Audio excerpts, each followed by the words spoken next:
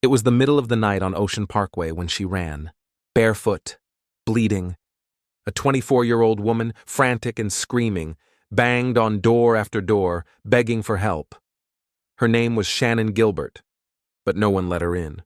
No one called police until it was too late. And by the time they searched for her, months later, they didn't find Shannon. They found someone else. Then another. Then another. Within days, police had uncovered the remains of 4 women, each wrapped in burlap and discarded like garbage along the brush near Gilgo Beach. It wasn't just a missing persons case anymore. It was the edge of something darker. A decade-long mystery was about to unfold, and at the heart of it all was a question no one could answer. Was the killer hiding in the shadows or in plain sight?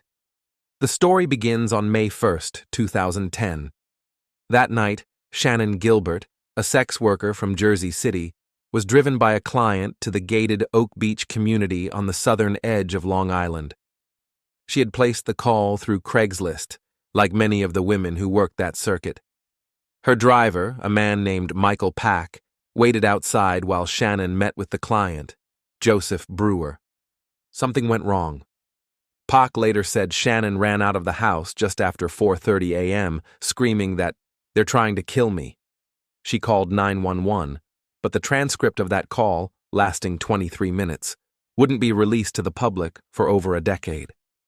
She banged on neighbors' doors. She hid behind boats. Then, she vanished. It took the Suffolk County Police Department over an hour to respond that night. And once they arrived, they didn't find Shannon. They told her family she had likely run off, maybe drowned in the marsh. No need to panic. But her family didn't believe it. Her mother, Marie Gilbert, pushed for a real investigation. She handed out flyers, called every news outlet she could. She begged the police to take it seriously. They didn't. Months passed. Then, in December 2010, while conducting a training exercise with a cadaver dog, police stumbled across a set of human remains. Female, wrapped in burlap, buried near Gilgo Beach. They kept looking. 3 more bodies were found over the next 2 days. All women, all sex workers who had advertised online, all dumped in similar fashion along the same stretch of road. The media gave it a name, the Long Island serial killer, or, as the headlines called him, LISK. Suddenly, what began as a missing persons report turned into one of the most chilling serial murder investigations in modern American history. But behind the scenes, something wasn't adding up. The deeper police dug, the more resistance they seemed to encounter, from within their own department.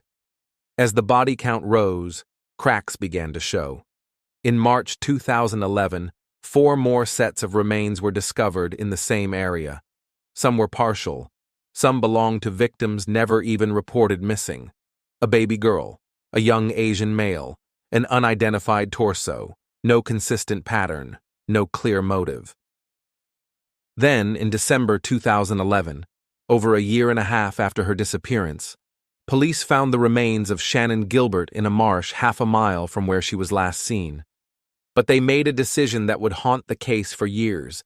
They announced she was not connected to the other victims. In fact, they claimed her death was accidental. They said she had likely drowned in a panic. Her family didn't buy it. Neither did many forensic experts. Her clothes had been found folded away from her body. Her phone had been discovered in another spot. There were signs of struggle. And most damning of all, her 911 call had never been released. Why? That's when the public started asking a second question. Was it just one killer, or was someone protecting him? In 2012, Suffolk County's police chief was James Burke, a man known for his aggressive style and close ties to local politicians. That year, Burke violently assaulted a handcuffed suspect who had stolen a duffel bag from his car, one filled with sex toys, pornography, and steroids. The FBI began an investigation. What they uncovered shook the entire department. Burke had a history of corruption, abuse of power, and had systematically blocked federal agents from accessing the LISK investigation. Why? By 2016, Burke was convicted and sentenced to federal prison for civil rights violations and obstruction of justice. But the damage was done. The case had been stalled for years, evidence mishandled, leads gone cold. Meanwhile, more remains had been found. By 2020, at least 11 sets of human remains had been discovered along the Long Island coastline, most linked to sex workers, all seemingly tied to a single killer or group of killers. The case grew colder. And then it caught fire again. In 2022, Suffolk County formed a new task force, one that included state and federal agencies, forensic experts, and an entirely new set of eyes. They started from scratch. And just 1 year later, July 2023, they made an arrest. Rex Hoyerman, an architect, a family man, living in Massapequa Park, just 20 minutes from Gilgo Beach. His name had been in the case file for years. He matched witness descriptions. Cell phone data tied him to the area. Burner phones had been traced to his name. But during Burke's tenure, that lead had gone nowhere. When investigators raided Hoyerman's home, they found a trove of disturbing materials. Locked storage rooms filled with surveillance footage, internet search histories filled with violent fantasies, and evidence linking him to at least 3 of the victims, Melissa Barthelemy, Megan Waterman, and Amber Costello. Burlap fibers, phone records, DNA. Hoyerman pled not guilty, but the question remained. How had he gone undetected for over a decade? How had evidence like this not led to an arrest sooner?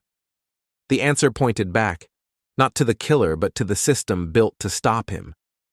Under Burke, leads had been ignored. The FBI had been pushed out. Shannon's 911 call had been buried. Whistleblowers were silenced. The community of sex workers, already vulnerable, had been treated with contempt. The system had failed them. And worse, it may have helped protect the very predator they were hunting. Over the years, family members of the victims came forward with disturbing stories. They said police dismissed their concerns. Some were told their daughters had it coming. Others were pressured to stop calling.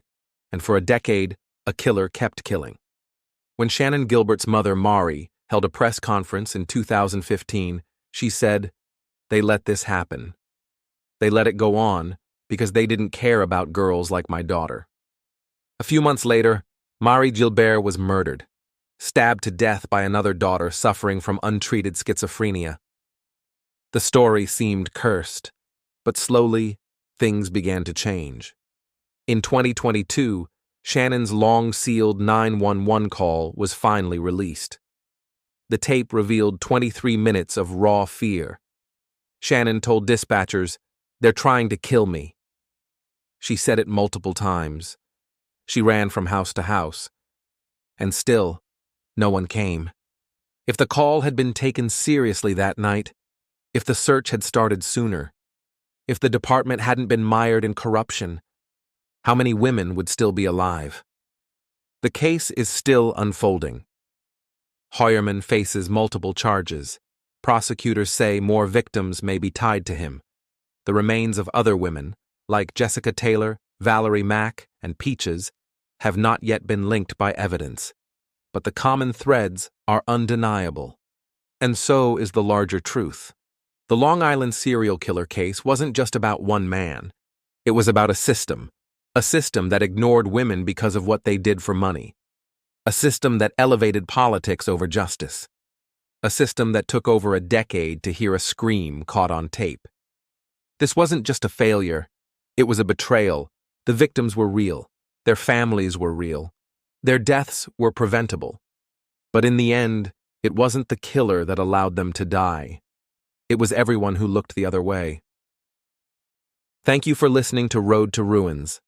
Subscribe for more true stories where systems fail and people pay the price.